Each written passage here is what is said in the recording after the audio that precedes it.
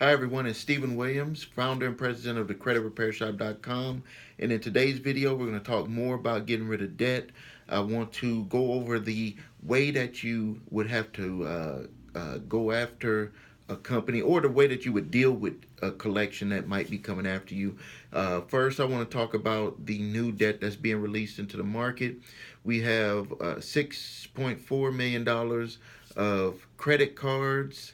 We have in first mortgages $2.5 million, not first mortgage, second mortgages. This must have been where they got a line of credit, 2.5 million, and then we have auto loan debt of $1.097 million auto loan debt. One thing that catches my attention right away when I look at these amounts, or not the amounts, is the charge. When I look at the charge off dates on these amounts, it was 2009. That's past the statute of limitations for any state as long as it wasn't taken to getting a judgment. If these companies came after you for these debts and that charge off date was 2009 and they had not got a judgment against you, these debts are totally 100% invalid. The way that they revalidate the debts, that they get them back into play, is that they're going to send letters out to all of these individuals. And then if the people don't respond, they'll go to court. If they don't go to court, they get a default judgment. That would have been the time to tell the judge that it was past statute of limitations. Let's say that, or the other way that they do it is the person gets it. They don't want to go through going to court. They don't want to have any legal action. Maybe they got their credit going good, or they know that they got a job coming up and they don't need any hassles on their credit reports for collections. Then they would pay a small payment, and that resets the 7 year. For my state, the 7 year period. For your state might be different. So, step number one, what you need to do when it comes to getting something in the mail about a collection that you owe is to first look up your state's contract law for statute of limitations on any loans, any debts. That's step number one. Step number two, you need to validate that with the original creditor. And when you do that, they're most likely going to say that they don't own it anymore. They've sold it to someone. Try to get them to let you know how much they sold it for. They may not want to share it with you, but they are passing your information on to someone, so you can say that you did not get them permission to share your information with someone. And then they're going to say, yes, you did. Well, you need to say, well, I have a right to know who you shared it with. So that you can get that documentation. When I did the request years ago, and I talked about this with a credit card that I owed back in 1988 when I first got a credit card. They sent me a stack when I asked for it. They sent me, it was about this thick, had all these blacked out areas, and it had just my little line with my credit card number. And I settled that debt. They were trying to get me for 4,500. I settled for 500. But if I would have knew about statute of limitations, I would have never had to pay any of it because it was way past statute of limitations. And they did not take me to court at the beginning of that. They were taking me to court at that time. Now the other part, so you're going to also validate with the original creditor to make sure that they did not submit a 1099-C debt forgiveness for the debt.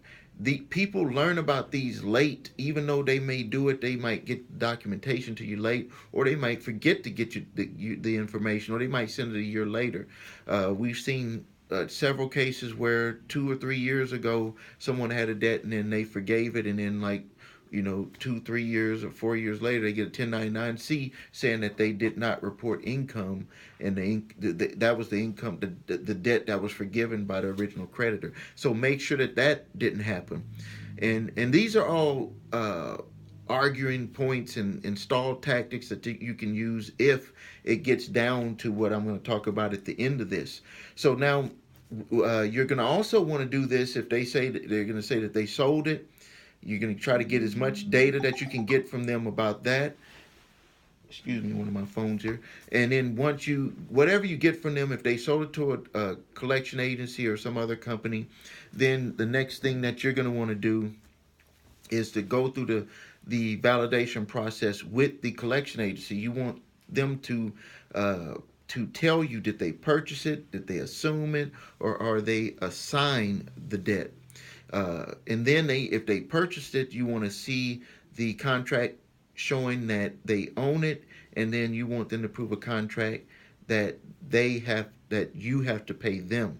A lot of times, because the court systems are not set up for us as the consumer, the judge, unless you go in there and you make a good argument, they're gonna 99 times out of 100 they're gonna let that contract of them purchasing the debt be the new contract for you owing the debt. So if they have that, you get to purchase they show you the contract that they purchased the debt, and that puts the link between you and that company.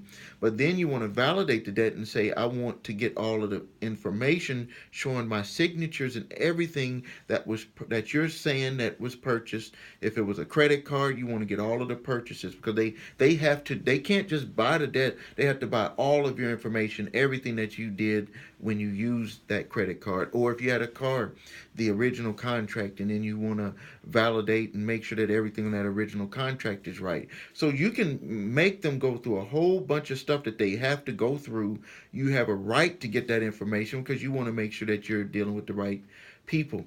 And then you also want to validate again, was there any 1099? Now, maybe the original creditor won't say it, that they did it, or they said they didn't do it. You still would want to validate that with the collection agency to make sure that it was not done. Make them do that follow up work with the original creditor to make sure. And they're going to do that because they don't want to be coming after a debt that's been forgiven. And then the next one is you want to re-verify with the collection agency that it's not past statute of limitations for even the arrangement of the loan, or of the debt that they're taking over or assuming. Like with these companies here, they're selling this debt off very cheap because they know that these collection agencies are going to buy the debt. Like, let me give you an example. This debt here, they're selling $1.2 million worth of debt for $6,000. Uh, because with all of those, with all of that debt, what the collection agency is looking at doing is saying, okay, some of the people are going to know the law, some of the people are not. We're going to put together our strategy to send out the letters, get them in the court, get some money from some of them, settle some of them, and we'll make this plus more money back. Maybe we spend 6,000, maybe we make 100,000, maybe we make 500,000, whatever. That's the game that they're playing. So if they're going to play that game, then you need to play this game to make sure that if they get any money out of you, that they really have a right to get the money out of you.